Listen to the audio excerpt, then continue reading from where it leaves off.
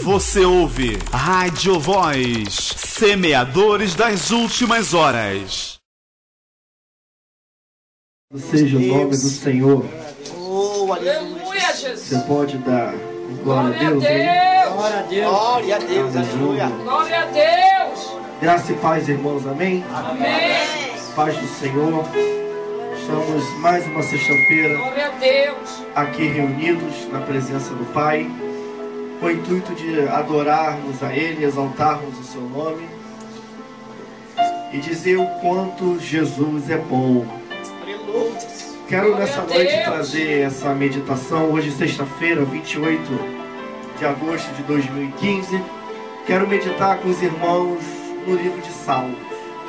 Salmo de número 11. Salmo de número 11. Vamos falar sobre os fundamentos de uma vida em Cristo. Os fundamentos de uma vida em Deus. Salmo de número 11, verso 1, diz assim: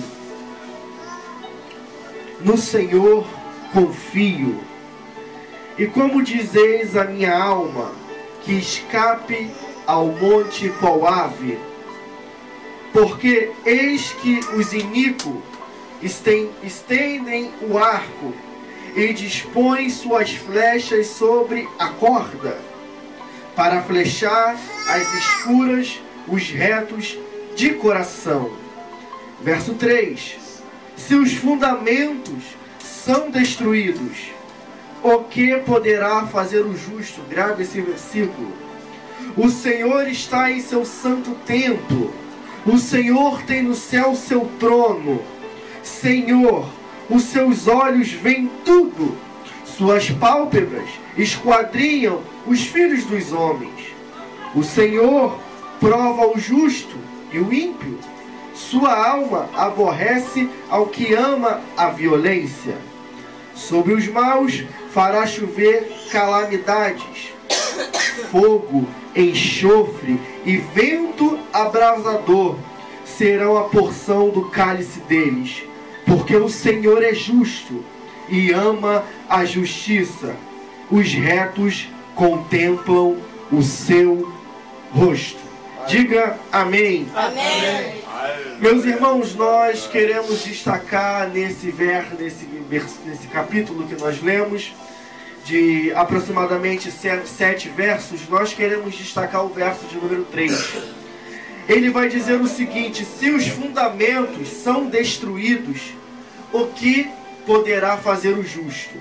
É uma pergunta que ele faz, o salmista faz, aqueles que vão posteriormente ler esse salmo. Ele faz uma pergunta: se os fundamentos que norteiam o justo são destruídos, o que ele poderá fazer? E a palavra que nós destacamos nesse salmo de número 11 é fundamento. Fundamento, na sua essência, ela quer dizer, é o principal apoio, é a justiça, é o fundamento de um Estado, é o alicerce, é o que sustenta um edifício, é uma doutrina, é um ensinamento, é um princípio. Ou seja, o fundamento que norteia a vida de um justo, que norteia a vida de um cristão, daquele que tem o seu parâmetro regulamentado em Deus, ele tem como princípio que é um ensinamento, é algo que sustenta, é um edifício, é algo que vai dar sustentabilidade a uma nação, a uma família, a uma igreja, a um ser humano, a um homem, a uma mulher. Os fundamentos que estão por baixo de um edifício determinam qual será a sua altura.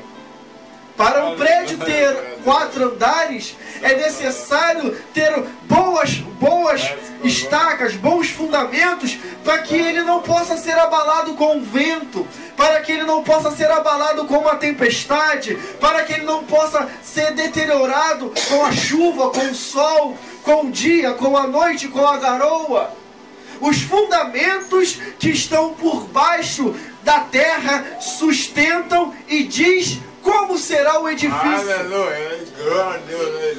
Irmãos, e a pergunta que eu quero fazer nessa noite, a você que está me vendo pela internet, pelo YouTube, pelo Face, e que estão nos ouvindo pelas caixas da Rádio Voz espalhados na Vila Operária, quais são os fundamentos que estão norteando a tua vida? A Bíblia vai dizer ainda nesse salmo que o inimigo, ele vai tentar destruir os fundamentos que fazem com que nós estejamos de pé. O verso 1 vai dizer assim: no Senhor confio, como dizeis a minha alma. O salmista, ele começa com uma declaração de confiança em Deus. Ele diz: eu confio. Aleluia, Jesus. Eu não sei como você se encontra, como você está se encontrando nessa noite, como você está. Mas uma coisa eu preciso aprender com o salmista. Assim que ele inicia a sua frase, assim que ele inicia o seu texto, assim que ele inicia a sua canção, ele começa declarando que ele confia em Deus. Glória a Deus. De repente, eu não sei, mas o camarada que escreve esse salmo, ele poderia estar escrevendo com lágrimas nos seus olhos. De repente, ele poderia começar a escrever esse salmo com a barriga roncando de fome. De repente, ele poderia ter começado a escrever esse salmo com as pessoas o perseguindo, com as pessoas o maldizendo. Mas ele, em meio a qualquer circunstância que ele possa estar vivendo, ele começa dizendo: eu confio no Senhor. Aleluia. E tem aqui um negócio interessante. Ele diz: a minha alma também diz isso. Porque não adianta, evangelista Lucas, eu dizer da boca para fora: aqui dentro tem que confiar em Deus. Aqui dentro tem que acreditar que Deus vai fazer. Aqui dentro tem que acreditar que o que nós lemos, o que é verbalizado, vai acontecer. A fé tem que sobrepor muitas das vezes a razão. Glória a Deus, aleluia. Às vezes somos tão racionais que deixamos de acreditar que Deus ainda faz milagre. Glória a Deus. Então, para início de conversa nessa noite, aqui dentro tem que acreditar, tem que continuar confiando em Deus. Aleluia. O verso 2 ele diz o seguinte: porque eis que o iníquo, ou o inimigo, ou aquele que vem contra nós, estende um arco. Ele já está preparado para nos derrubar. Ele não brinca de dia, ele não brinca de noite, ele não brinca de tarde. Ele está preparado, e a Bíblia está dizendo, através do salmista, que o seu arco já está preparado para detonar a nossa vida. E ele continua dizendo: ele dispõe suas flechas, e sobre a corda ele já estica, para flechar as escuras, os retos de coração. A Bíblia está dizendo, o salmista está dizendo, que o inimigo, que o iníquo, tratado como inimigo aqui, ele já está com a flecha pronto para atacar. A corda já foi esticada, e quando escurecer, ele vai lançar a flecha. Às escuras, ele vai lançar a sua flecha para acertar o coração do justo. Por isso que eu disse para você que a primeira coisa que você tem que dizer não é só da boca para fora que você confia, mas aqui dentro tem que acreditar em Deus também. Aleluia, Jesus. Glória a Deus, Senhor. Porque vai ter hora, vai ter momento, e em quase todos os momentos que Deus vai permanecer calado. E você tem que acreditar que mesmo calado, Ele continua fazendo milagre. Glória a Deus. O verso 3 é o verso principal, é o coração do texto. E ele vai dizer: se os fundamentos são destruídos, o que poderá fazer o justo? Querido, quais são os fundamentos que estão norteando a tua vida? Hein? fundamentos que a tua casa está edificada? Quais são os fundamentos que a tua fé está consolidada? São fundamentos de homens? São fundamentos de falsos cristãos? São fundamentos de uma falsa religião, de uma falsa paz, de uma falsa alegria? Ou são fundamentos de vida eterna? Sabe, as pessoas têm o costume de dizer, e hoje, pela manhã, eu escutava um programa na rádio, e toda sexta-feira o locutor diz a mesma coisa: sexta-feira é o Dia Mundial da Perdição. É o Dia Nacional Mundial do Capote, de dar a volta, de enrolar, de enganar. É o dia mundial que as pessoas têm para poder se divertirem. E são fundamentos que é colocado na sociedade, que é dado à sociedade para trazer uma falsa alegria. O camarada, às vezes, está de endividado, todo acabado, mas na sexta-feira é o dia que ele se alegra. Na sexta-feira é o dia que ele vai beber. É o dia que ele vai usufruir de droga.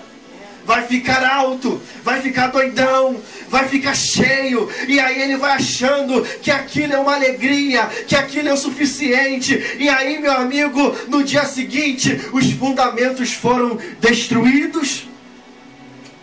Glória a Deus. Hoje eu via um amigo colocando que na sexta-feira ele alertava outros: cuidado com a sexta-feira, porque a minha sexta-feira começava, eu não dormia de sexta para sábado, no sábado eu ficava o dia todo, o domingo também, eu só ia parar na segunda-feira com uma grande depressão no meu coração e a minha mente. Irmãos, qual os fundamentos que estão norteando a nossa vida? Para o judeu, existem alguns fundamentos que eu preciso passar para que você entenda. Primeiro, para uma vida em Deus, o judeu, o hebreu, ele tem a confiança e na crença de um só Deus. Um Deus, uma crença monoteísta. Acredita somente em um Deus, adora somente a um Deus, presta culto somente a um Deus. E através dessa crença, eles vão avançando por toda a sua vida. Segundo, eles também acreditam no amor ao próximo. Em exercer o amor ao próximo. Está na sua lei, está no seu sangue, está nas suas entranhas. Amar o próximo. Glória a Deus. Estender a mão quando aquele precisa, quando aquele necessita. Isso também é amar o próximo. Dizer umas boas verdades para quem precisa ouvir também era amar o próximo. Glória a Deus. Não, amar o próximo não é só passar a mão na cabeça, mas é também chamar a atenção, dizer umas boas verdades, colocar no caminho correto, também é dizer amar, também é dizer amar ao próximo. São fundamentos. Terceiro, amar a família. A família está em primeiro lugar depois de Deus. A família está em segundo lugar ali no plano, no coração. Porque a família é o núcleo do poder, da graça de Deus. É através da família que um grande ministério surge. Não adianta ter um grande ministério, ter uma grande vocação, se a família não é edificada em Deus. Boa noite, gente. Para o judeu, para o salmista, a família ainda é o núcleo da glória e da presença de Deus. Aleluia. Aí eu lhe pergunto nessa noite: como anda a tua família? Quais são os fundamentos da tua família? E eu também me incluo nisso. Quais são os fundamentos da minha família? Por onde anda aquilo que Deus colocou na minha mão como precioso, como adornado, como aquilo que Deus, quando olha, tem prazer em olhar? A nossa família, irmão. E quando nós falamos em família, nós falamos no núcleo central da terra: o homem, a mulher e a sua prole. Aleluia. Também está impregnado como fundamento do salmista a transmissão das leis aos filhos, porque a lei foi criada para o desobediente. A lei, Romelito, não foi criada para quem é obediente. A lei foi dada para o desobediente. É verdade. Então transmitir a lei ao seu filho desde cedo, ensinando, mostrando que há poder no sangue de Jesus, que Jesus veio à terra, morreu por nós na cruz do Calvário. Isso é transmitir a lei de Deus, é transmitir a sua essência, é transmitir a sua glória, é transmitir a manifestação, é transmitir o amor de Deus. Glória a Deus. Então, para o salmista que escreve o Salmo de número 11, que é dado a Davi, ele está nos ensinando que os fundamentos que não podem ser destruídos é a transmissão oral. Porque nessa época não tinha e-mail, internet, não tinha livro, não tinha, era transmissão oral. Se passava de pai para filho, de filho para filho, e assim ia. Em quinto lugar, eu preciso também dizer para você que os fundamentos de uma vida em Deus está na certeza de uma vida em Cristo. E quando eu digo vida em Cristo, eu não digo vida aqui na terra. Eu digo algo muito maior do que isso. Uma vida em Cristo Jesus, nos altos, nos céus, na eternidade, na glória, morando com o Pai, assentado à destra com Deus. Aleluia. Aleluia. E eu preciso te dizer que os fundamentos de uma vida cristã não estão numa esperança terrena, evangelista Lucas, mas está numa esperança divina, celeste, espiritual. Não é aqui, é lá. Aleluia, Jesus. E isso me faz lembrar que tem muito crente que quer que Jesus demore a voltar. Vai voltar não. Tem muita gente que quer que Jesus se atrase, não venha logo. Porque não está ainda no caminho que Jesus quer que esteja. A árvore de Noé aconteceu. O verso 4 vai dizer: o Senhor está em seu santo templo. O Senhor tem no céu o seu trono. Verso 4 ainda: os seus olhos veem, suas pálpebras esquadrinham os filhos dos homens. O Senhor prova o justo e o ímpio. Sua alma aborrece ao que ama a violência. O mesmo sol que nasce para o ímpio também nasce para o crente. O mesmo sol que nasce para o justo também nasce para o injusto. Mas o que nós vamos fazer quando o sol nascer vai determinar aonde nós vamos chegar. Glória a Deus, aleluia. Jesus certamente falou: vai ter com a formiga o preguiçoso.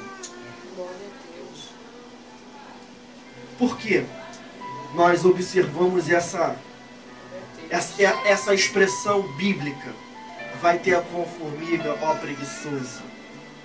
Porque se você pode reparar, de manhã, de tarde, de noite, de madrugada, chovendo, fazendo sol, ventando, as formigas estão trabalhando.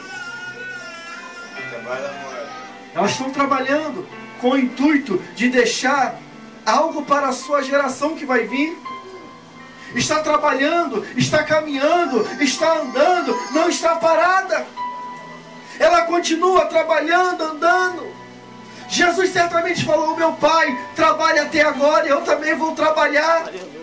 Eu também vou continuar trabalhando, eu também vou continuar fazendo. Irmãos, deixa eu dizer uma coisa para você. O final de semana é chegado aonde muitos trabalhadores estão dizendo: ah, está chegando o meu sábado, é o dia que eu tenho para descansar. Está chegando o domingo, é o dia da minha folga que eu tenho para descansar. Deixa eu te dizer uma coisa: o descanso humano passa, mas o descanso de vida eterna há de permanecer para todo aquele que invocar o nome do Senhor. Porque está escrito: todo aquele que invocar o nome do Senhor será salvo.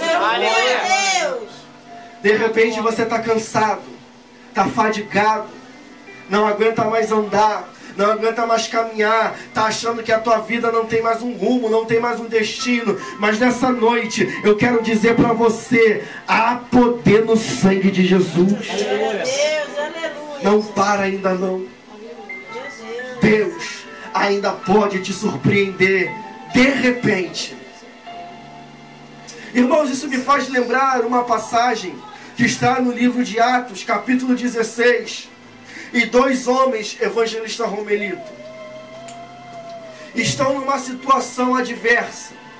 Estão numa situação que ninguém gostaria de estar. Estão presos num cárcere, talvez curvado, numa cadeia de proteção máxima. Estão ali injustamente, porque sendo Paulo ainda cidadão romano, não poderia acontecer o que aconteceu, não poderia ter sido açoitado, não poderia ter sido levado à prisão naquele momento, porque ele tinha uma cidadania. Havia uma questão política naquele lugar, naquela situação, nessa passagem. E Paulo e aquele irmão chamado Silas são presos por uma condenação, são presos por algo banal. São presos porque libertam uma mulher de um espírito mau, um espírito de adivinhação. E agora eles estão lá, no cárcere interior, presos. E naquele exato momento, estão cantando hinos, estão louvando a Deus, estão orando, falando com Deus. De repente eu posso conjecturar, estão falando: ó Deus, valeu a pena vir por esse lugar, valeu a pena libertar aquela vida, ó Deus, mesmo que por nossos olhos não possa acontecer mais nada, seja decretada a nossa falência, a nossa derrota, a nossa morte, valeu a pena fazer a tua obra. E eles estão ali parados, presos, adorando a Deus. Um está louvando, o outro está recitando versos salmos. Um de repente estão citando os salmos, os provérbios. O outro de repente está citando a lei mosaica. Estão ali louvando a Deus, adorando a Adonai. Oh, aleluia! E a Bíblia vai falar que acontece algo sobrenatural. Oh, Senhor! De repente, a Bíblia crava até o horário. Aproximadamente perto da meia-noite. Poderia ser 10 para meia-noite, 5 para meia-noite, 15 para meia-noite, não importa, era perto. E aí, meu irmão, de repente muda a história daqueles homens, muda a vida daqueles homens. Por que mudou a vida daqueles homens? Por quê? Porque Deus se surpreendeu com a adoração daquele povo. Porque Deus se surpreendeu com a adoração dada por Paulo e Silas. Meu irmão, Deus se surpreende também quando nós, mesmo sem força, mesmo sem coragem, ainda louvamos a Ele. Ele se surpreende porque Ele quer isso. Ele quer que nós o adoremos em espírito e em verdade. A Bíblia diz que os olhos dele esquadrinham os filhos dos homens. Glória, glória, glória. Aleluia, Jesus. Sabe, minha irmã, de repente tu entrou aqui, mas não queria vir. De repente tu veio nessa noite, mas tu não queria vir. Queria estar em casa, deitado na coberta, vendo uma televisão, comendo uma sopinha, botando um pãozinho na sopinha para comer. Mas você veio, alguma coisa te trouxe. Não foi o acaso, não foi uma força ativa. Foi o Espírito Santo que te trouxe nessa noite para poder falar contigo, para poder te renovar, para poder te restaurar. Aleluia. Glória a Deus. Aleluia, Jesus. Sabe, meu irmão, até celular precisa ser recarregado. Que dirá o homem, não precisa ser recarregado? Claro que precisa. E a recarga, ela acontece justamente quando nós chegamos diante de Deus, dobramos o nosso joelho, falamos com Ele, e até mesmo às vezes sem voz, no nosso pensamento falamos: meu Deus, me segura, porque a vontade é de ir embora. Aleluia, Jesus. Meu Deus. Os olhos do Senhor estão atentos e esquadrinham os filhos dos homens. O verso 5: o Senhor prova o justo e o ímpio, sua alma aborrece o que ama a violência. Pastor, irmão, olha, o que eu estou passando tu não sabes. Jesus falou, aliás, a Bíblia fala: o que eu te faço hoje tu não entendes, Pedro. Pedro, o que eu faço hoje tu não entendes, Pedro. Pedrinho, queria fazer na vontade dele, Romelito. Queria meter a mão dele, queria meter a mão de carne, queria pegar o braço forte dele e fazer. Queria trocar, queria colocar, queria pintar, queria aprontar. Jesus disse: Pedro, não é a hora ainda, meu irmão. Não é a hora de se manifestar, porque o que eu faço hoje tu não entendes. Glória a Deus. Querido, o agosto está terminando. Pastor. De repente o que está acontecendo, você não está entendendo, porque não é o momento. Deus no exato momento Ele vai se manifestar. Glória a Deus. Ele vai te abençoar, Ele vai te restaurar. E se preciso puxar a tua orelha, Ele também vai puxar. Aleluia. Porque os olhos do Senhor esquadriam os filhos dos homens. Verso 6. Sobre os maus fará chover calamidades, fogo, enxofre e vento abrasador serão a porção do cálice deles. O salmista agora ele começa a descrever o destino daqueles que tentam destruir os fundamentos do justo. Repare que no verso ainda de número 2, ele vai dizer que o iníquo, o inimigo, ele se prepara para derrubar com arco e flecha. E aí o salmista faz uma pergunta: mas se o meu fundamento for destruído, o que eu vou fazer? Sabe? Às vezes a nossa esperança, Romerito, o nosso fundamento está em coisa humana. E às vezes essa coisa humana se acabou, se despedaçou. Tem gente que está me ouvindo agora que a sua esperança está num homem, está numa mulher. Aleluia, Jesus. Entendeu? E esse homem decepcionou, essa mulher decepcionou. Sabe? Prometeu e não cumpriu. Glória a De Deus. repente, você que está me ouvindo, a tua esperança estava num político. E o político não cumpriu. Glória a Deus. Mas não se preocupe não, 2016 está chegando. Está chegando. Glória a Deus. E aí é só saber votar. Glória a Deus. Depois não coloca a culpa em Deus nem no diabo não. Só saber votar. Está chegando. Mas tem gente que botou a esperança num político. E ele falhou. E ele não cumpriu. E não aconteceu. E os fundamentos que essa pessoa estava aguardando não aconteceu. Desmoronou. Sabe? De repente, estava esperando, Yolanda, um emprego de alguém. Não, porque fulano vai me colocar na empresa tal. Eu vou entrar, já está certo, e não aconteceu. Os fundamentos acabou, foi destruído. Aí o salmista está fazendo a pergunta: mas se for destruído, o que eu vou fazer? O que vai fazer? E ele vem relatando tudo. Mas antes, o mais interessante é que ele começa o salmo com uma declaração: eu continuo confiando em Deus. Mas se os fundamentos forem destruídos, o que eu vou fazer? O que faz o justo? Mas ele já tinha dado a resposta: eu continuo confiando. Glória a Deus.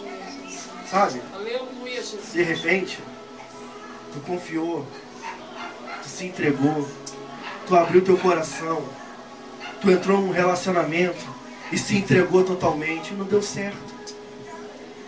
E se arrebentou e se magoou.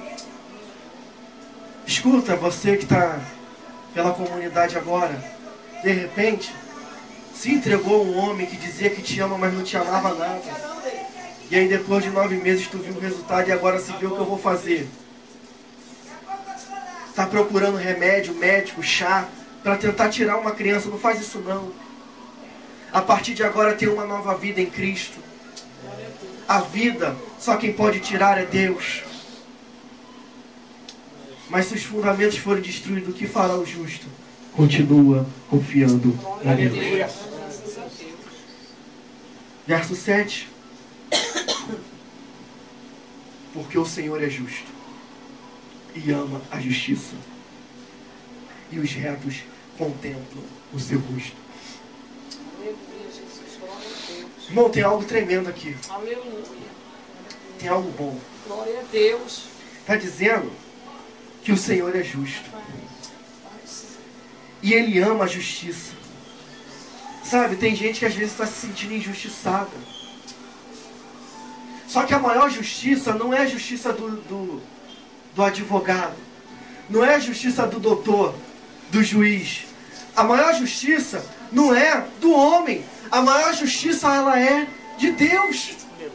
E Deus há de colocar um ponto final, virar a página e começar a escrever uma nova história. Porque é assim que Deus faz. Meu irmão, preste atenção. Deus é perito em mudar história. Deus é perito em desfazer planos que o inimigo tinha planejado contra a nossa vida. Quando ele pensa que vai dar tudo certo, que vai terminar, que vai finalizar, que vai ser game over contra nós, Deus chega lá e com um sopro, com uma vírgula, desfaz todo o plano. Porque Deus é justo. E a justiça de Deus há de alcançar a tua vida, há de alcançar a tua casa, há de alcançar o teu trabalho, há de alcançar a tua família, há de alcançar a tua igreja, há de alcançar essa comunidade. Aleluia, Jesus. E Ele ama a justiça. E aqui tem uma promessa tremenda. E os retos contemplam o teu rosto. Aleluia, Jesus. Glória a Deus. E os justos contemplarão o seu rosto. Jesus. Sabe, irmãos, Glória a Deus. não existe promessa maior. Não existe promessa do deputado. Não existe promessa do Glória a vereador. Deus. Não existe promessa do homem que se compare à promessa de ver o Senhor. Aleluia. O que acontece é que tem muita gente que perdeu a visão de Deus. Parou de olhar, parou de acreditar, parou de confiar. Glória a Deus. Aleluia, Tá olhando Jesus. a impossibilidade. Está olhando a derrota. Está visualizando o tamanho do gigante. Está olhando o tamanho da caverna. Está visualizando a dimensão do deserto. E está esquecendo que Deus é Deus do impossível. Glória a Deus. E está esquecendo que a Bíblia diz que a terra é estrado dos seus pés. Às vezes nós temos a noção que o que nós estamos passando é tão grande que nós não vamos conseguir vencer. Mas uma unha de Deus, um pedaço da unha de Deus, se assim eu posso usar uma linguagem antropomórfica, atribuir formas a Deus, humanas, uma unhazinha de Deus é o suficiente para acabar com tudo. Aleluia, Jesus. Quero finalizar com você nessa noite, dizendo o que foi falado aqui algumas semanas, que eu já tinha falado, e hoje nosso irmão falou também aqui. Nós só precisamos de uma palavra. Uma palavra. Deus disse: haja sol e houve sol. Glória Haja a luz Deus. e houve luz. Haja separação entre a parte molhada e a parte seca, e houve uma Glória a palavra. Deus. Aleluia, Jesus. Senhor, somente se tu mandares uma palavra, o meu servo será curado. Glória a Deus. Jesus, não, eu vou lá, não, uma palavra. Se tu mandar uma palavra, vai acontecer. Aleluia, isso é verdade. Uma palavra que Paulo e Silas disseram, moveram os céus daquele lugar. De repente eles disseram aleluia. De repente eles disseram Baruch Rabá, Esheda Adonai, glorificar a Deus. De repente eles falaram: a Deus, tu és maravilhoso. De repente clamaram: oh Maranata, ora vem, Senhor Jesus. Uma palavra que eles pronunciaram, mudaram a situação, mudaram a vida, mudaram o destino. De repente, perto da meia-noite, uma palavra de Deus abriu os alicerces. De repente, perto da meia-noite, uma palavra de Deus, as cadeias se abriram. De repente, perto da meia-noite, uma palavra de Deus veio e mudou a situação daqueles homens. Meu irmão, escute o que eu estou dizendo. De repente, uma palavra de Deus pode mudar a história da tua vida. De repente, uma palavra de Deus vai mudar a tua vida. Você era caído, derrotado. Uma palavra de Deus te faz um vencedor em Cristo Jesus. Aleluia. Glória, glória. Uma palavra. Repitam comigo. Uma palavra. É o que eu preciso. Uma palavra. Aleluia. Romerito, o que você precisa? Uma palavra. Lucas, o que você precisa? Uma palavra. Isaías, eu não preciso de um livro. Eu preciso de uma palavra. Aleluia. Espante-se o que eu vou dizer. De repente, nenhuma palavra é o suficiente. Uma letra. Uma letra é o suficiente. Espante-se o que eu vou dizer, mas olha, de repente, nenhuma letra, uma vírgula é o suficiente para que a tua história mude. Aleluia. De repente, você que era caído, derrotado, hoje está de pé, glorificando o nome de Deus. Uma palavra, uma letra, uma vírgula é o que você precisa.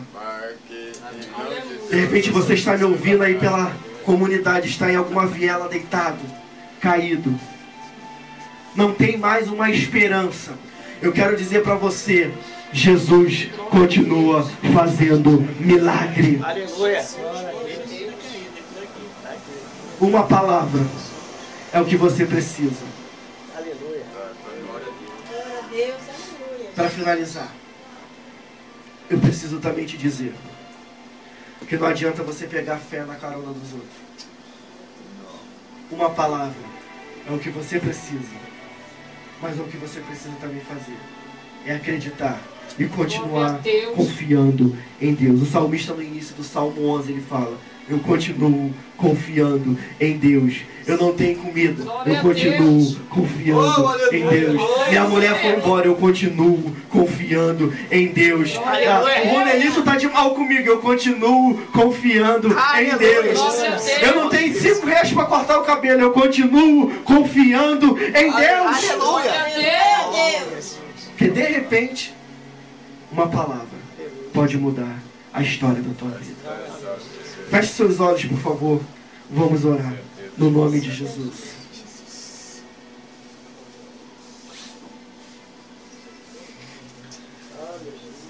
Pai, nós estamos na tua presença. Presença essa maravilhosa. Presença que foi dada mediante ao sacrifício da cruz do Calvário. Olha, Deus, os homens te rejeitaram. Tu estava lá presente. As autoridades maiores falaram: solta Jesus ou solta Barrabás. A comunidade local disse: Barrabás, Barrabás. E um ladrão homicida foi solto. E um justo foi preso, levado ao açoite, levado aos castigos. Carregou uma cruz bem pesada, subiu ao monte e, não aguentando, colocaram uma outra pessoa para ajudar, o Cirineu. E chegando lá, ele foi crucificado. Sua mão foi furada, foi colocada uma coroa de espinho em sua cabeça. As suas vestes foram repartidas.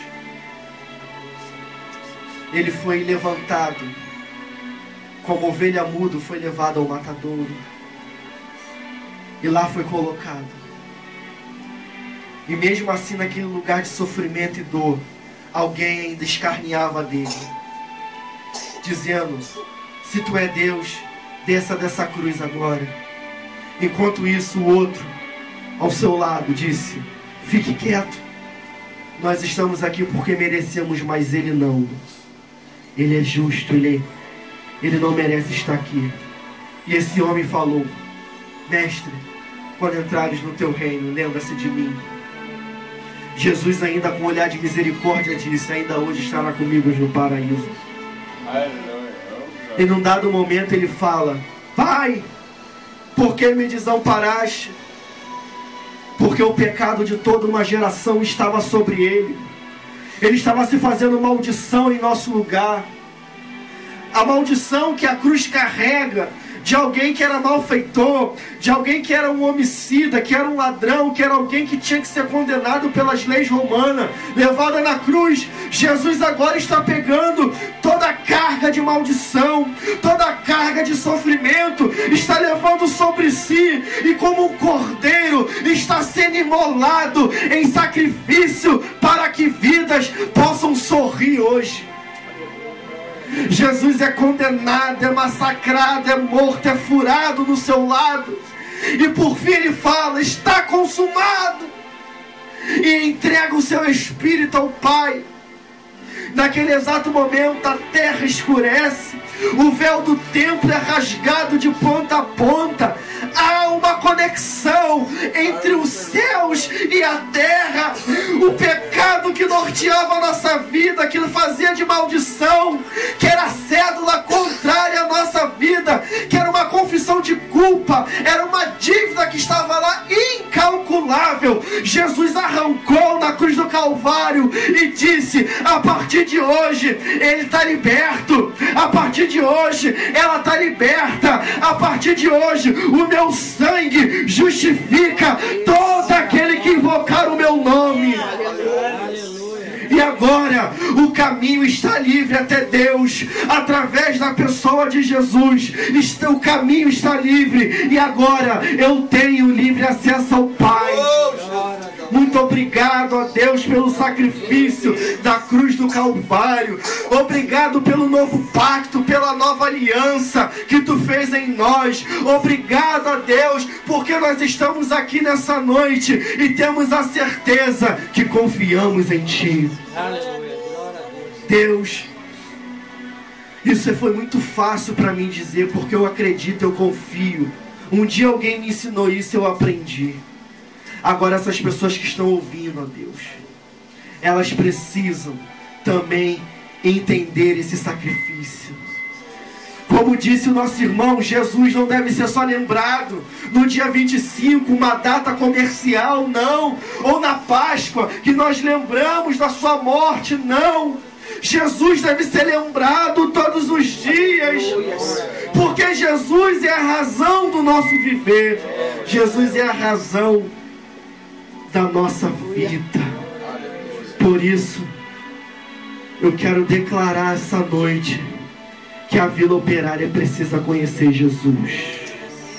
Ainda há tempo de correr para Jesus, se jogar nos seus pés e dizer: Pai, os meus fundamentos estão abalados, mas hoje eu quero renovar em Cristo Jesus. Aleluia. Deus, muito obrigado pelos teus fundamentos em nossa vida, pela palavra de Deus. Obrigado, Deus. Obrigado. Abençoa teu povo que nos ouve nessa noite. Abençoa os que estão aqui no estúdio, que estão do lado de fora, ouvindo pelas caixas de som. A vizinhança que, em respeito à oração, abaixa o som, desliga a televisão e ora junto conosco. Obrigado, Deus. Obrigado, Deus. Porque nós não teríamos condições de pagar o que tu fez por nós. Por causa disso, nós oramos e agradecemos em nome de Jesus. Diga amém. Aplauda o nome do Senhor nessa noite. Aleluia.